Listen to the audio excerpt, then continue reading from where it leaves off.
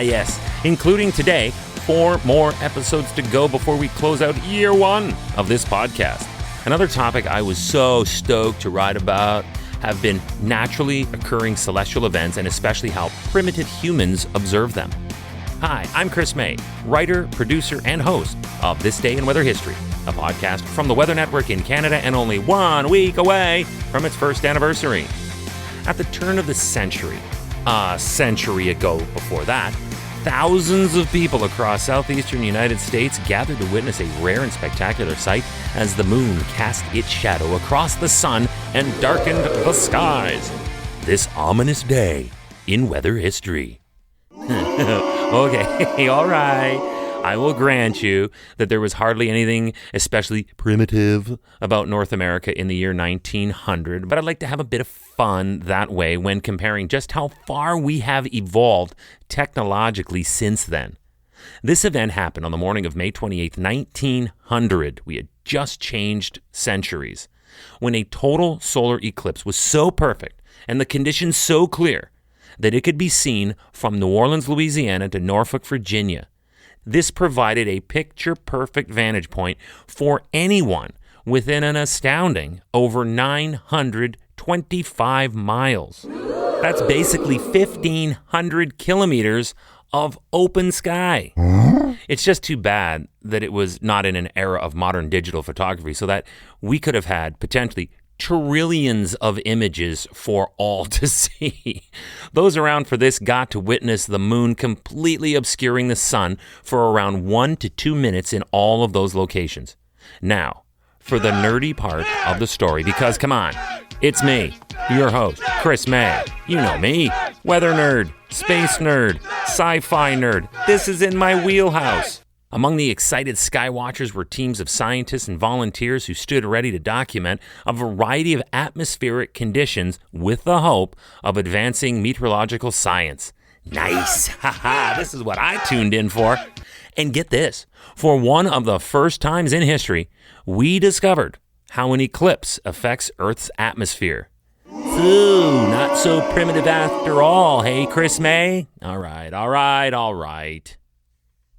With only 3 more episodes to go after today until the end of our first year, it's now more important than ever to remember that this day in weather history can be enjoyed a number of ways. Right now, you are listening to the full version of today's story on your favorite podcast provider, but there is also the daily podcast video short. They are shot right here in my podcast recording studio, so you get that perspective, and oftentimes they will include visuals from that day's event, from when it happened in weather history. So after listening to the full story, go check out the podcast video short on television or online anytime at theweathernetwork.com/weather history.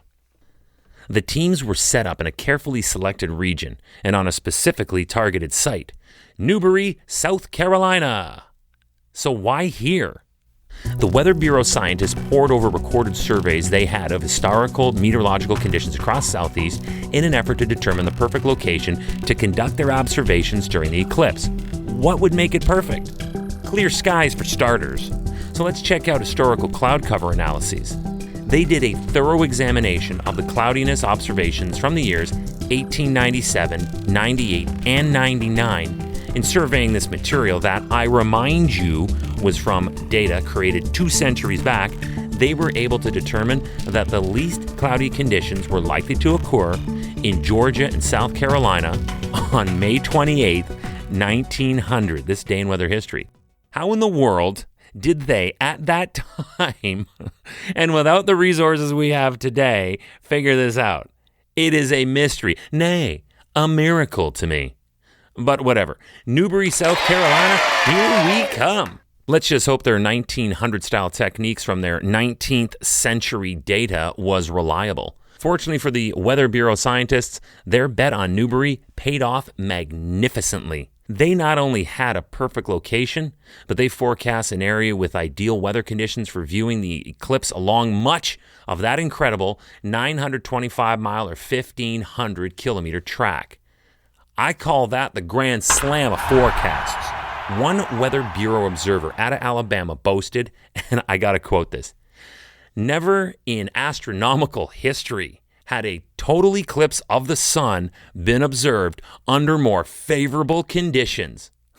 Oh, wow. All right, cowboy, cool your spurs. There's a great big world outside, so humble down a bit. Just enjoy the win, all right? On this day in weather history. Tomorrow is May 29th, and that makes it episode 363. With now down to our final 3 episodes to go until our first anniversary, we will still look forward to looking back on the Barrie tornado of 85 and the Oregon flood of 48. But tomorrow, I tell you a story of a shipwreck that involved the most unusual circumstances. That's tomorrow on This Day in Weather History with me, your host, Chris May.